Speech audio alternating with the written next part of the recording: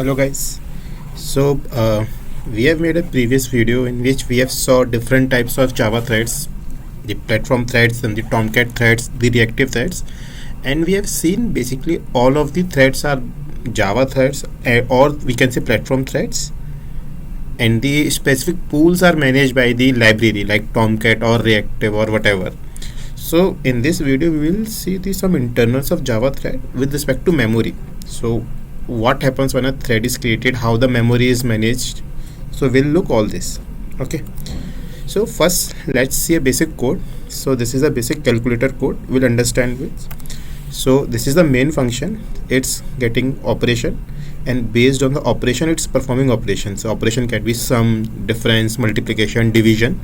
So and we have hard coded two numbers, a equals to 10, b equals to 3, and we are calling the calculate method. Calculate method is getting the operation and the two integers. If the operation is sum, it's calling the sum function, and sum function is returning sum function is printing the sum of these two functions. And there could be other operations, we are not bothered with other operations here. Okay, so first let's see what are the two parts of JVM memory that are involved here when we are talking of threads. First is the heap, or we should say shared heap. So heap memory is shared, meaning it is shared by all the threads running inside the VM, inside the JVM. Another is the stack memory.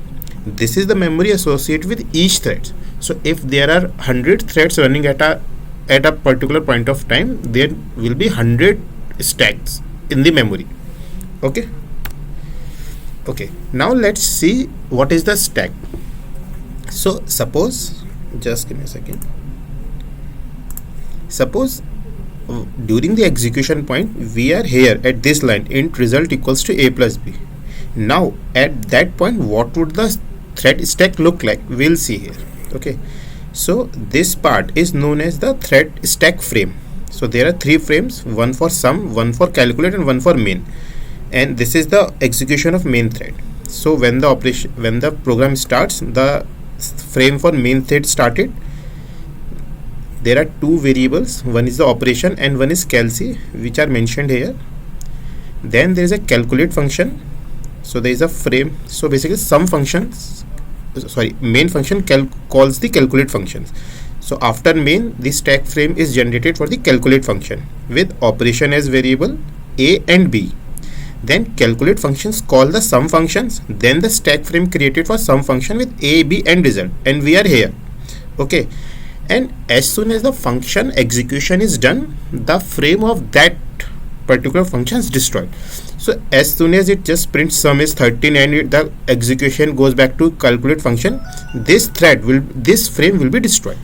Okay, now in stack, for primitives we store the values. So if a is 10, so here the actual value is a equals to 10 will be stored.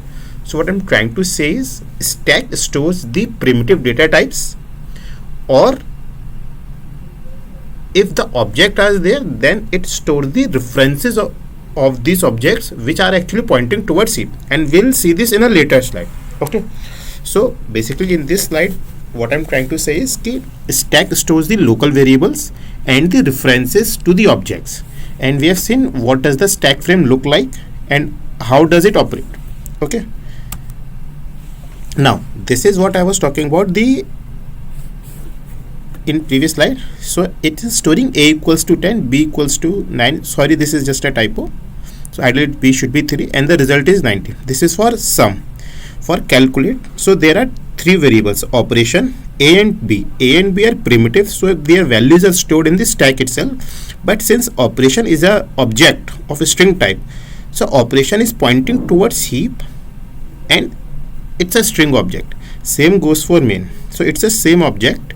So operation again is pointing to the string object, and calc is pointing towards the calculator object. Now you are seeing the two operation reference are pointing towards the same string object. This is a string concept. So there is a pool and heap concepts, and we'll see there. We'll create a video on that also. Okay, so as you can see now, with every stack with every thread there are two types of memory associated. One is thread, one is heap. Heap stores all the objects. Stack stores the local variables and the references to those objects. Okay, now how we can define those memory? So whenever a thread is started on most from Java 8 on most 64-bit platforms, 1 MB is default. So 1 MB is assigned to a thread for its stack, and you can change it using -xss parameter when you run java -jar command. Okay, and for heap sizes there are two parameter, -xms and xmx. Xms is the size which is initialized, so let's say xms is 1 GB and xmx is 5 GB. So 1 GB will be initialized as and when your program starts, and it can reach up to xmx. Okay, that's it for this video, guys. If you find any issue, if you have any doubt, please feel free to comment and I'll definitely respond. Thank you.